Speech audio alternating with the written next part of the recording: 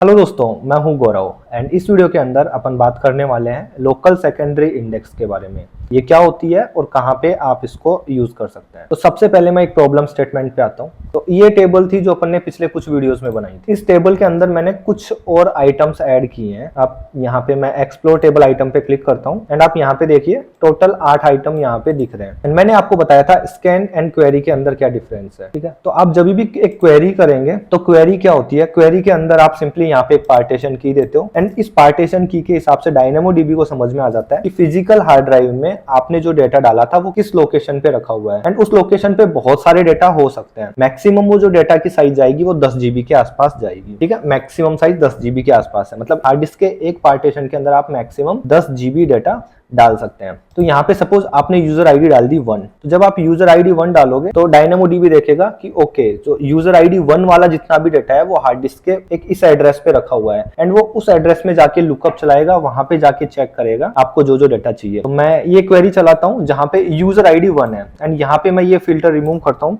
And मैं run पे click करता हूँ। जैसे ही मैंने रन पे क्लिक किया तो आप देखिए मेरे को 7 आइटम रिटर्न हुए हैं। तो हुआ क्या, यूजर आईडी 1 वाले मेरे टेबल के अंदर 7 आइटम है और ये जो 7 के 7 आइटम है ना, ये हार्ड ड्राइव के अंदर किसी एक लोकेशन पे रखे हुए हैं। यहाँ पे आप सॉर्ट की के हिसाब से भी सर्च कर सकते हो। फॉर एग्जाम्पल मैं यहाँ पे डाल देता हूँ सॉर्ट की जो है वो हो गई, मैंने डाल दिया पुणे। तो प्राइमरी क्या होता है, प्राइमरी की जो होता है वो होता है कंपोजिट ऑफ योर पार्टीशन की एंड योर सॉर्ट की। तो अब बेसिकली आपको डायनेमोडीबी को इस डेटा को रीड करके एंड इस डेटा को रीड करके समझ में आ जाएगा कि ये जो एंट्री है ये टेबल के अंदर कहां पे रखी हुई है और उसके हिसाब से आपको ये आंसर दे देगा। यहां तक सब कुछ ठीक है। अब मैं वापस से स्कैन क्वेरी चलाता हूं यहाँ पे एंड रन पे क्लिक करता हूं। तो आप देखिए मेरी टेबल के अंदर टोटल कितने आइटम है, 8 आइटम है। 8 आइटम के अंदर से मुझे वो सारा का सारा डेटा चाहिए जिसके अंदर यूजर की आईडी तो 1 हो, मींस लास्ट 7, ये यूजर की आईडी तो 1 हो एंड उन वो सारे यूजर्स जिनकी एज जो है वो 20 हो। तो आउटपुट में मुझे ये दोनों के दोनों आइटम्स मिलने चाहिए। उसके लिए अब अपन देखो मैं क्या करता हूँ,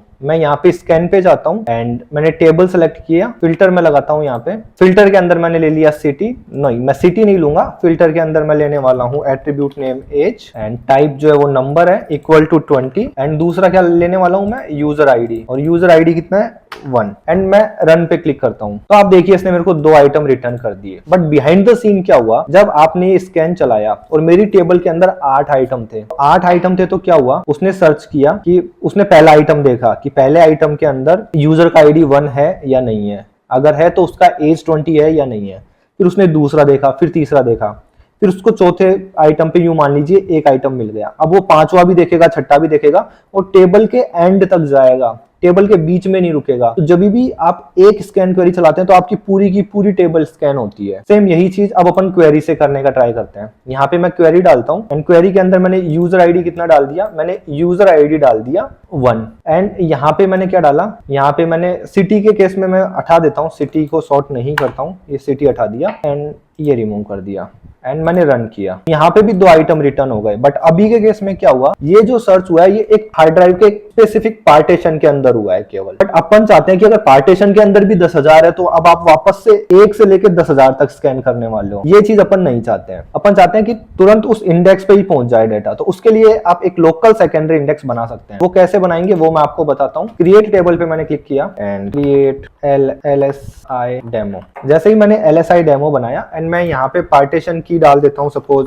यूजर अंडरस्कोर आईडी, सॉर्ट की डाल दिया मैंने सिटी।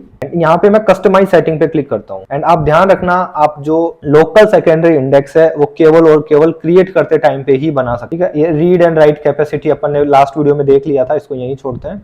एंड यहाँ पे देखिए सेकेंडरी इंडेक्सेस, तो यहाँ पे मैं क्रिएट लोकल इंडेक्स पे क्लिक करता हूँ एंड इसका नाम दे देता हूँ मैं एज। इसका जो टाइप था वो क्या है, नंबर एंड इंडेक्स का नेम आप कुछ भी दे सकते हो। अभी के केस में मैं डिफॉल्ट छोड़ देता हूँ एंड उसके बाद में आप यहाँ पे देखिए एट्रीब्यूट प्रोजेक्शन। जब आप सर्च करोगे कि वो सारे के सारे यूजर्स जिनकी एज स्पेसिफिक एज है, जिनका यूजर आईडी 1 है और एज इक्वल टू 20 है, तो आपको आउटपुट में क्या क्या चाहिए, तो आप ऑल सेलेक्ट कर सकते हो, की ओनली। इस केस में आपको इंडेक्स और प्राइमरी की केवल वही दिखेगी। उसके अलावा आप और भी ऑप्शंस दे सकते हैं, लाइक आप दे सकते हो आपको एज चाहिए, आपको चाहिए क्रिएट डेट, अगर ये सारे के सारे एट्रीब्यूट्स आपके आइटम के अंदर हैं। तो अभी के केस में अपने पास है नहीं, तो मैं इन दोनों को रिमूव कर देता हूँ एंड अपन ऑल सेलेक्ट कर लेते हैं एंड क्रिएट इंडेक्स पे मैं क्लिक करता हूँ, ठीक है। तो आप देखिए यहाँ पे एक इंडेक्स का ऑप्शन एक इंडेक्स ऐड हो चुकी है, उसके बाद में मैंने क्रिएट टेबल पे क्लिक किया। इस टेबल को क्रिएट होने देते हैं। एंड दोस्तों एक चीज जो आपको हमेशा ध्यान रखनी है, जब भी आप एक LSI क्रिएट करोगे तो ये क्रिएशन के टाइम पे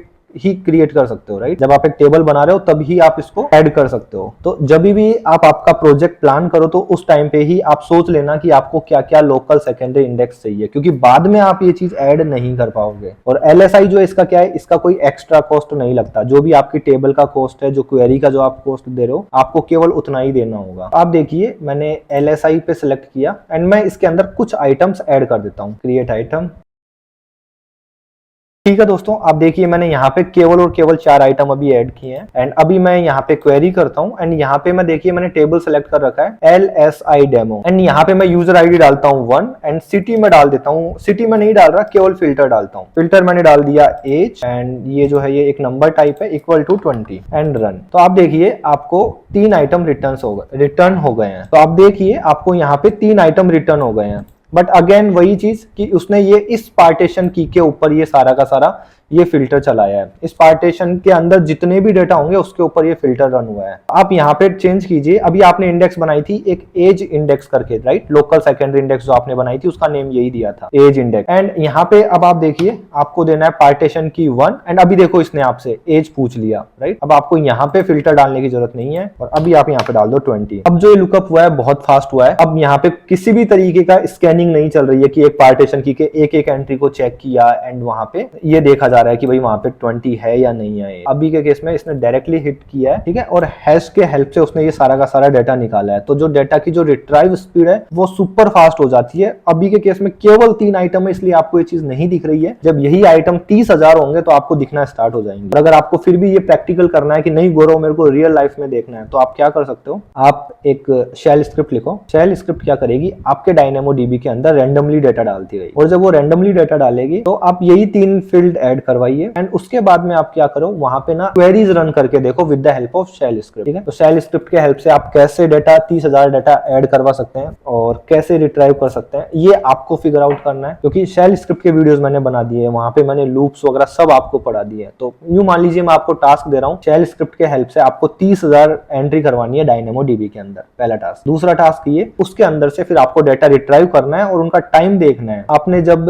एक टेबल से डाटा निकाला तो, और अगर टेबल के अंदर LSI डिफाइन है तो कितना टाइम लग रहा है, और अगर LSI डिफाइन नहीं है तो कितना टाइम लग रहा है। तो ये जो चीजें आप ट्राई करोगे और जब आप देखोगे तो आपको बहुत गजब का चेंज देखने को मिलेगा। एंड दोस्तों एक चीज और जो मैं आपको यहाँ पे बताना चाहूंगा, जब आप LSI के अंदर यहाँ पे आप एक लोकल सेकेंडरी इंडेक्स जब आप बनाते हैं तो उस टाइम पे आप जो पार्टीशन की जो यूज करते हैं वो वही की रहती है जब आप टेबल क्रिएशन के टाइम पे डिफाइन करते हैं। तो इस चीज को भी आपको ध्यान रखना है कि जो लोकल सेकेंडरी इंडेक्स है वो सेम पार्टीशन की यूज करता है आपके टेबल का, ठीक है। ऐसा नहीं है कि कोई खुद ने वापस से कोई नया पार्टीशन की बनाया है, ठीक है। और यही रीजन है कि आपने अगर एक बार टेबल क्रिएट कर दिया उसके बाद में, और यही रीजन है जब आप एक टेबल बनाते हैं तो उसी टाइम पे आपको पार्टीशन की और एज और उसके साथ साथ लोकल सेकेंडरी इंडेक्स, क्योंकि ये सब सेम पार्टीशन की यूज करते हैं, इसलिए टेबल बनाते टाइम पे ही आपको लोकल सेकेंडरी इंडेक्स डिफाइन करना रहता है। जिससे क्या होता है, DynamoDB को समझ में आ जाता है कि भाई ये जो बंदा है इसको इस पार्टीशन की के साथ में ये जो एज वाला जो एट्रीब्यूट है या जो भी लोकल सेकेंडरी इंडेक्स है इसके ऊपर भी इसको फिल्टर क्वेरी चलाना। तो ये उन सारे के सारे डेटा को उसी पार्टीशन के अंदर रख देता है और उसके हिसाब से हैश जनरेट करता है। तो ये ध्यान रखना। और एक चीज जो मैंने आपको बताया है या मेरे को पता नहीं है मैंने बताया भी है या नहीं है, आप एक पार्टीशन के अंदर मैक्सिमम 10 GB तक का डेटा रख सकते हो। एंड एक चीज और, एक टेबल के अंदर आप मैक्सिमम 5 लोकल सेकेंडरी इंडेक्स बना सकते हो। बट मैं आपको यहाँ पे एक चीज बता दूं, ये जो मैंने 5 बोला ये सॉफ्ट लिमिट है, ठीक है। मींस आप एक सपोर्ट टिकट क्रिएट कर सकते हो, AWS से बात कर सकते हो, तो वो क्या करेंगे, आपके ये जो नंबर है इनको इंक्रीज कर देंगे अगर आपको सच में जरूरत है, ठीक है। तो आपके अकाउंट के लिए ये जो लिमिट है ये ऊपर नीचे हो जाएगी, ठीक है दोस्तों। तो इस वीडियो के अंदर इतना ही, अपन ने LSI के बारे में देखा और अगले वीडियो के अंदर अपन क्या देखने वाले हैं, ग्लोबल सेकेंडरी इंडेक्स GSI। ये क्या होता है और कहाँ पे अपन इसको यूज कर सकते हैं, ये जो चीज है ये अपन अगले वीडियो में देखने वाले हैं। तो दोस्तों इस वीडियो के अंदर इतना ही है, मिलते हैं अगले वीडियो में, बाय बाय।